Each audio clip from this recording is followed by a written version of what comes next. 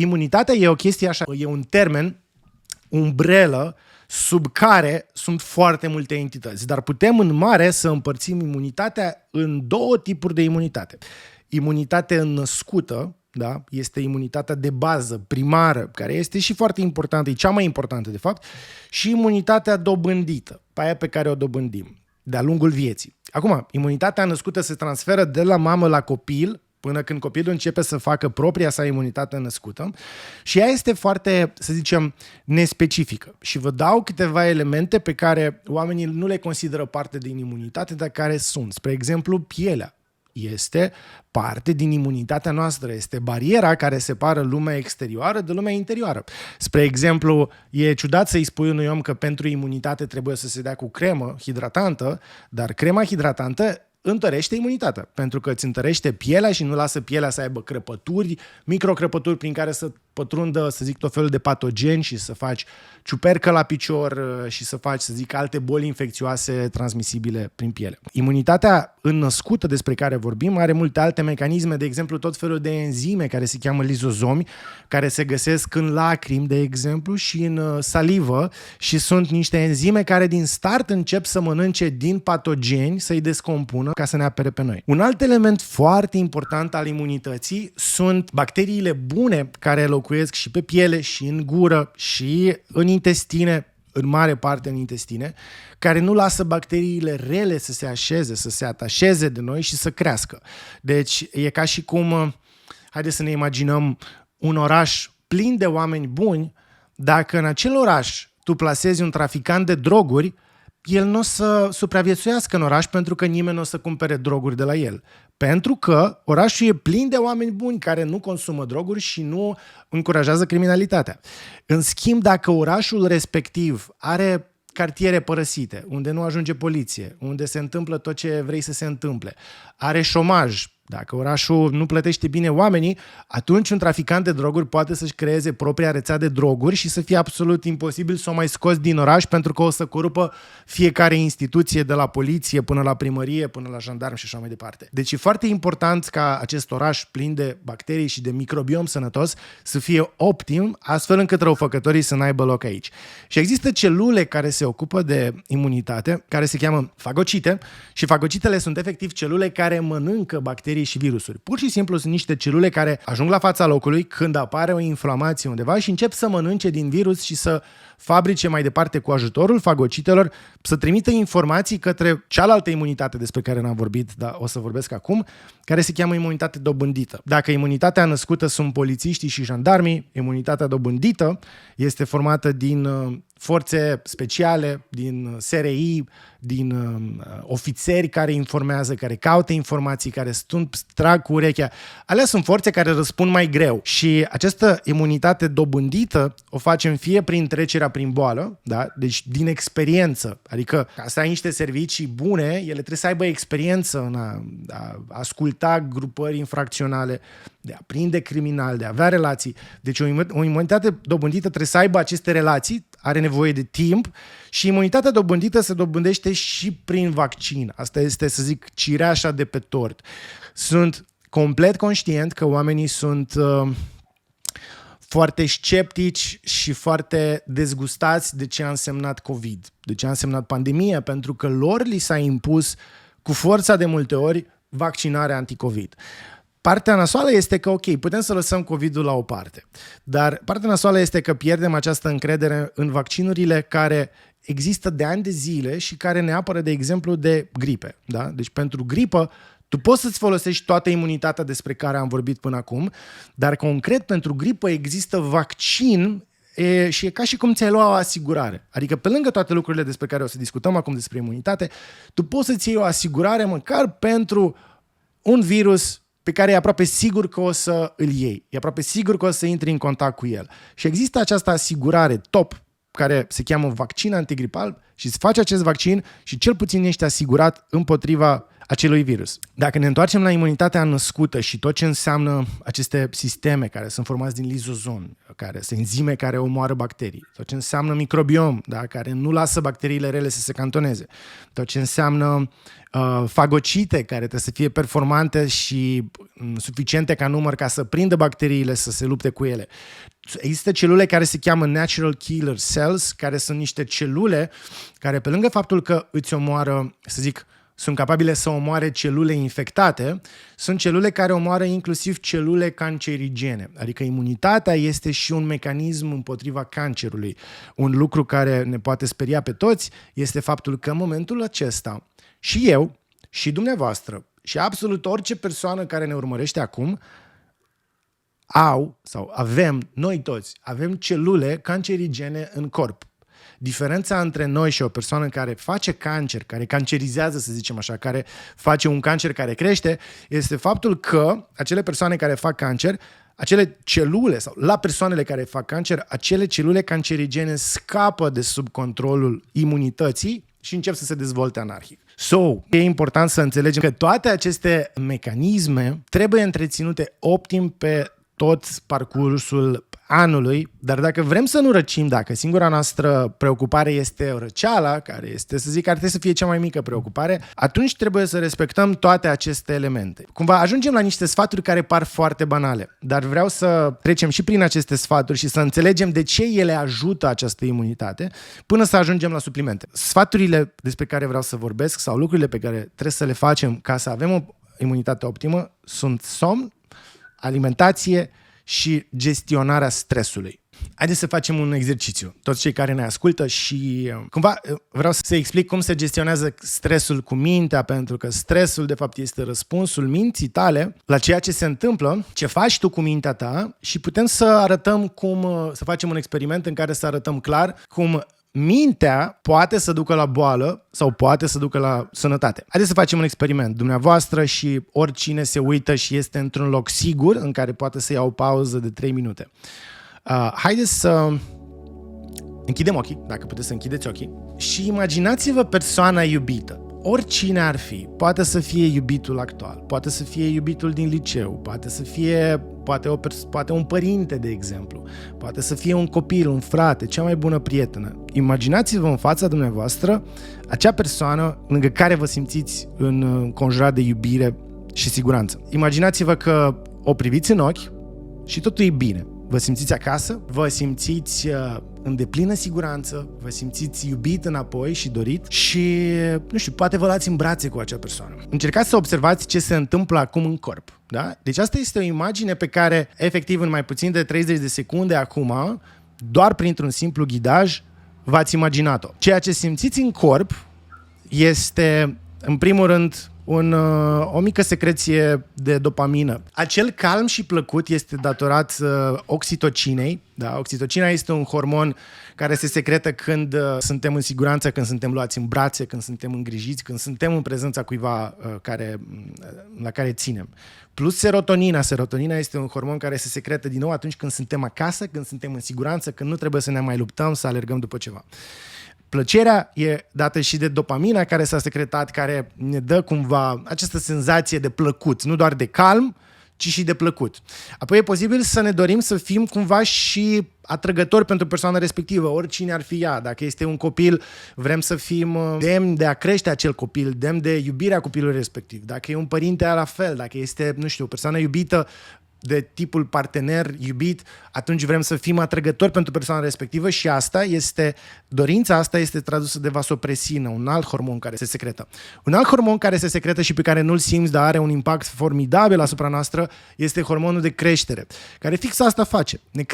Ne crește țesuturile, ne crește creierul, ne crește performanța fizică și cognitivă. Și toți acești hormoni care cumva sunt secretați din start, printr-o simplă imaginare a persoanei iubite, sunt hormoni care întrețin corpul, care îl apără, care îl construiesc, care construiesc imunitate, care îți dau cumva siguranță și stabilitate. Și acum nu să vreau să fac următorul experiment, pentru că nu vreau să fac rău nici dumneavoastră și nici oamenilor din jur, dar dacă am închide ochii și ne-am imaginat război, ne-am imaginat că am fi invadați de cineva, ne-am imaginat bombe care cad, ne-am imaginat ororile care se întâmplă în ziua de astăzi și pe care le vedem la știri în continuu și e ok să stăm conectați acolo și să fim la curent cu ce se întâmplă în lume. Dar când vedem lucrurile astea, se întâmplă fix opusul. Noi nu mai suntem în zona de creștere. Noi intrăm în zona de protecție. Corpul are două zone în care se poate afla. Zona de protecție și zona de creștere. Adică cumva rest and digest în care noi ne liniștim și creștem sau zona de fugă și luptă în care suntem cumva în protecție sau în nevoia asta de a lupta cu cineva. Dar putem să le definim sau să le numim foarte clar creștere, zona de creștere pe care am experimentat-o în acest fenomen, în acest experiment, și zona de protecție în care intrăm atunci când suntem stresați.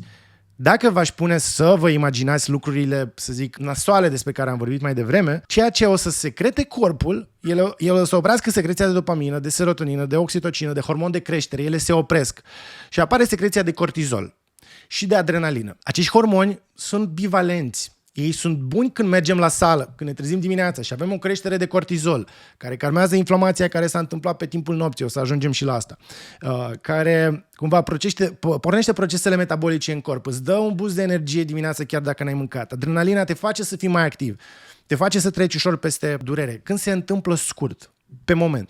În momentul în care această secreție se prelungește, da? În momentul în care cortizolul este constant ridicat, doar prin puterea minții. Atenție, nu trebuie să fim la război. Trebuie să vedem război la știri în fiecare zi constant. Trebuie să avem deadline-uri pe care nu le putem atinge sau un șef de care ne e frică.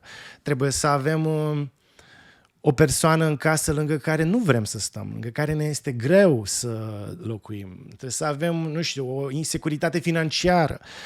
Toate lucrurile astea, în mintea noastră, secretă acest cocktail hormonal care ajunge în corp și hai să presupunem, dacă tu întâlnești un urs în pădure și corpul tău are nevoie să decidă ce fac, fug de rup de acel urs și livrez toată energia către această fugă sau eu dacă sunt răcit în momentul de față o să dau energie și spre a vindeca acea răceală. În mod cert, dacă dai energie pentru a vindeca acea răceală, nu o să mai fie eficientă pentru că probabil că o să te mănânce ursul.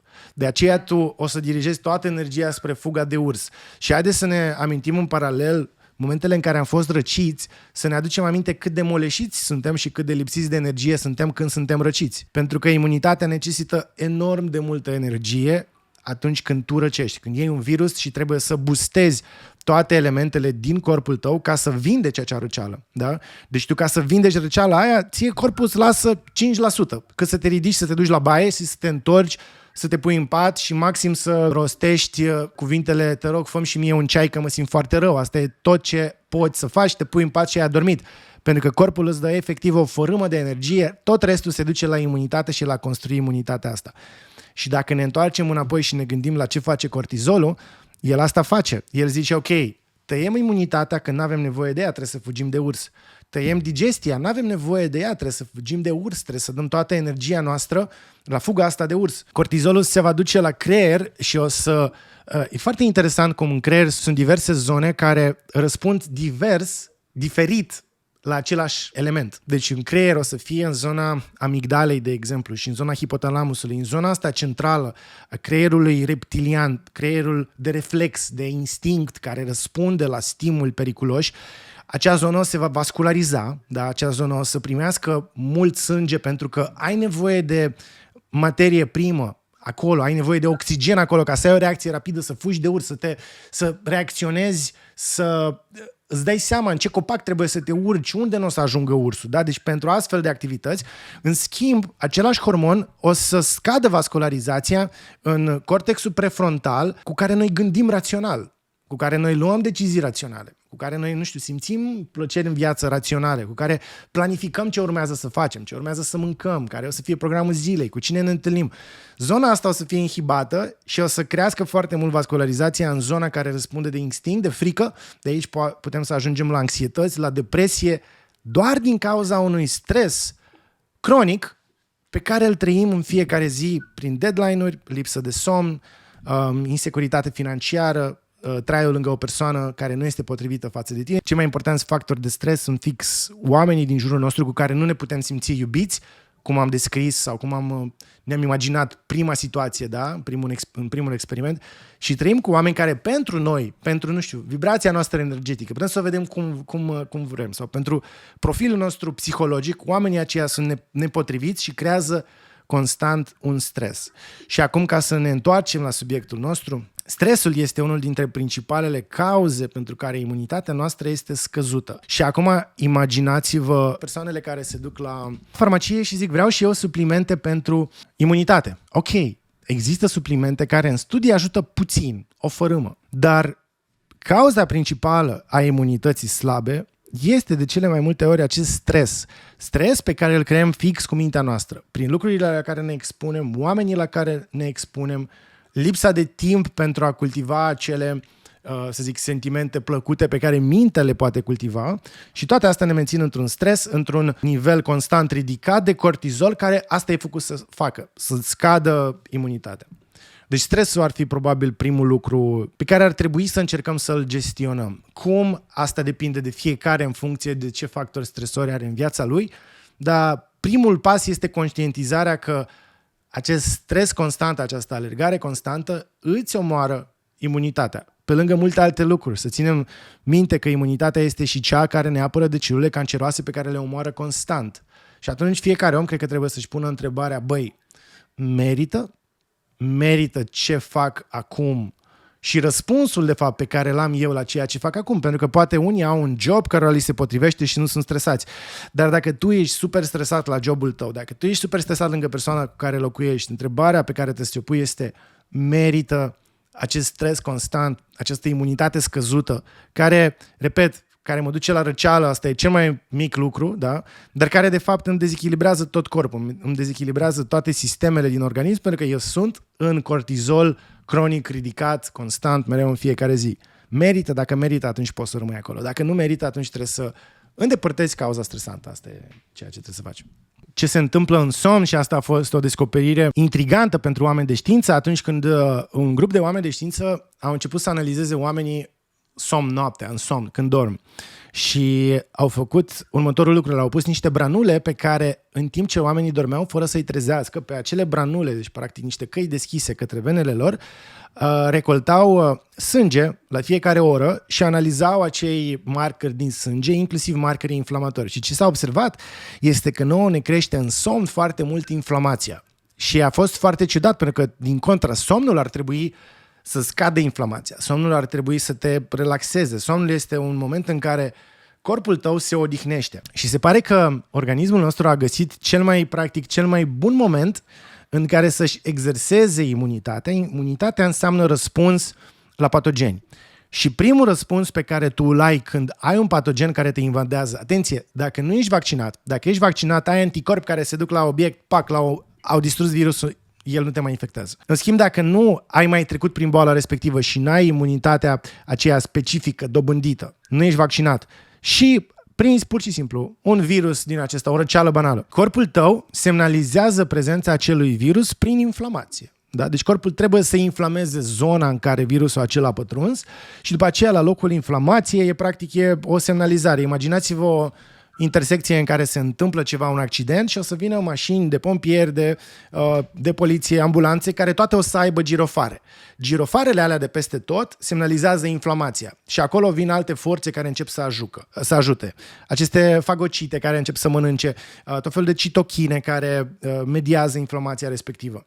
Bun, dar tu, ca să ai un răspuns bun, ca să ai un răspuns coordonat bine, acea inflamație trebuie să fie exersată, nu? Ea trebuie exersată ca un mușchi. E ca și cum, nu știu, ai un meci de tenis cu cineva, tu trebuie să faci exerciții în fiecare zi. Tu trebuie să faci exerciții în fiecare zi înainte de turneul de tenis. În momentul în care tu prinzi o răceală, ăla e turneul de tenis. Dar tu trebuie să faci exerciții în fiecare zi.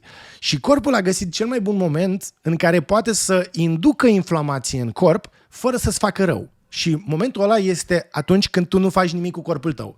Când corpul tău este nemișcat, când metabolismul tău este cel mai jos, când creierul se reface, iar corpul tău este într-o stare latentă timp de 8 ore. Și starea aia se cheamă somn.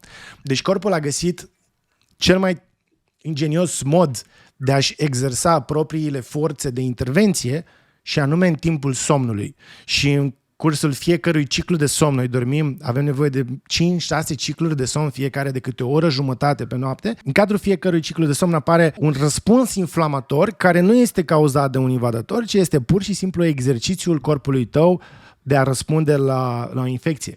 Și de aceea, persoanele care nu dorm 8 ore, ci dorm 6 ore, sau se scoală cu ceas, nu se scoală pentru că așa vor ele să se scoale, sau săturat de somn, așa este cel mai sănătos să te scoli, ci te scoli cu ceas, îți sună ceasul la 7 dimineața, tu te-ai culcat la 1 pentru că te-ai uitat la Netflix, la Beckham, de exemplu, care e foarte mișto, îl recomand apropo, și fix asta mi s-a întâmplat, mă uitam până la 1 noapte la Beckham și după aia a doua zi mă trezeam la 7, ceea ce știam eu, faptul că mă trezesc cu capul umflat, faptul că mă doare corpul, faptul că mă sunt foarte prost dispus, este că, pe lângă faptul că mi-am întrerupt un somn profund și nu e bine să ieși dintr-un somn profund odată, eu mă trezesc în plină inflamație când corpul meu are tancurile dispersate pe străzi ca să exerseze și deodată ies oamenii la muncă. Și ce faci cu tancurile alea? Stai să ne ascundem, ne punem pe trotuar, spargem trotuarul, spargem niște stâlpi, e aglomerație. Asta se întâmplă în corpul tău când tu te scoli înaintea celor 8 ore. Și ne întoarcem practic la imunitate. Optim este să încerci să gestionezi stresul. Da, poți să ai stres acut, poți să fugi de urs, dar nu trebuie să fugi toată ziua de urs sau toată viața de urs. Poți să ai la anumite proiecte stres, dar după aia să ai zile în care să zici ok, hai să ne calmăm, hai să ne imaginăm persoana iubită, hai să ne întâlnim cu ea, hai să facem lucrurile care nouă ne plac, hai să citim niște cărți calme, să ne uităm la un film de dragoste care ne aduce plăcere, să dormim, să mâncăm din când în când prăjitura aia care ne dă plăcere. Ok, vinul nu e bun la imunitate, dar dacă seara într-o companie plăcută pot să beau un pahar de vin roșu care mi-aduce acea plăcere și căldură și oxitocină și mă ajută să cresc, hai să-l consum pe ăla și să facem practic acele lucruri lumești, zilnice, care nu doar că ne cresc imunitatea, ci ne fac viața mult mai plăcută și care fac viața să merite să fie trăită. Și după aia mergem și ne culcăm și dormim 8 ore în care imunitatea noastră se antrenează.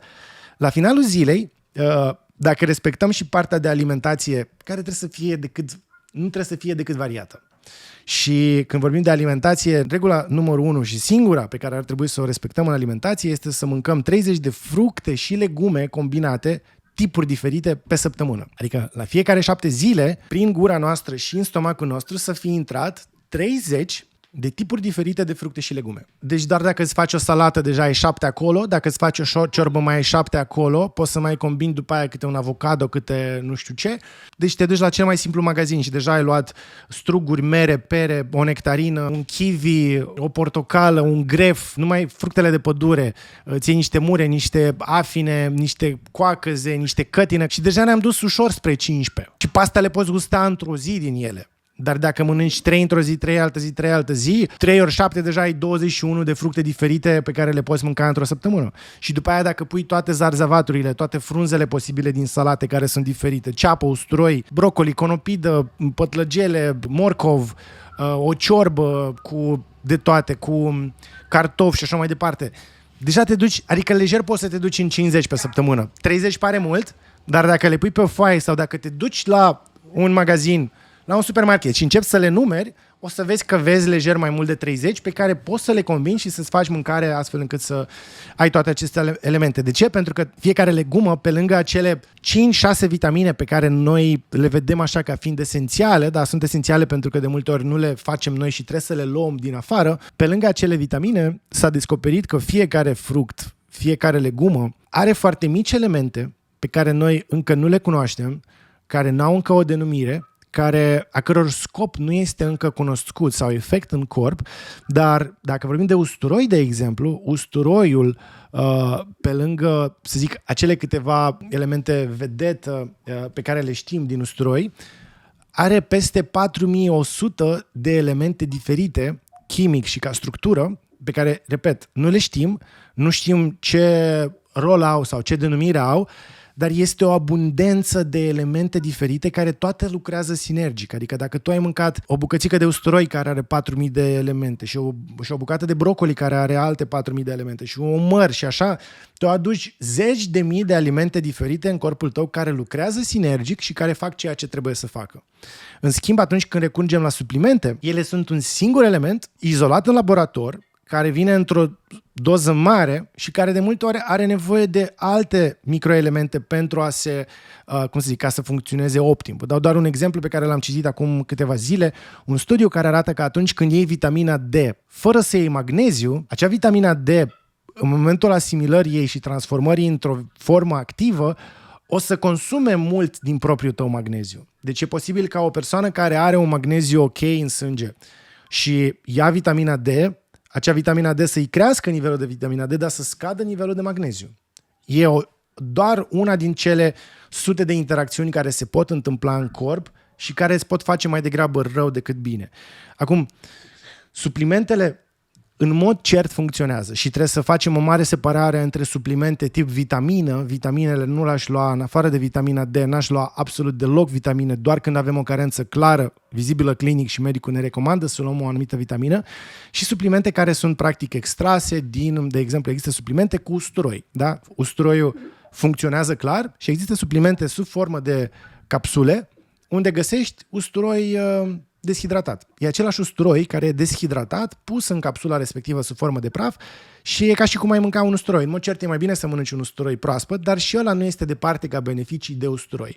Și usturoiul este unul din suplimentele chiar dovedite că funcționează și pentru imunitate, și pentru fitness, și pentru puterea lui de antiinflamator. Deci usturoiul e un supliment care poate să funcționeze. Zincul, din nou, este un supliment care există puține studii, pentru mine, sincer, nu sunt suficiente, dar cele care există deja arată că zincul are un ușor efect pozitiv în prevenția răcelilor de toamnă. În rest, suplimente care nu funcționează. Vorbim despre vitamina C. Acum, la vitamina C există un debate. Vitamina C e un puternic antioxidant. Vitamina C, în niciun studiu făcut pe prevenție, nu a ajutat. Deci, ce putem să știm clar, cercetat și cu suficient de multă cercetare până acum, este că vitamina C luată ca prevenție îți face mai degrabă rău decât bine. Pentru că bine nu face, deci oamenii care iau în studii, se iau loturi mari de oameni, mii de oameni, care unii iau constant vitamina C, 150-200 de miligrame pe zi și alții nu iau,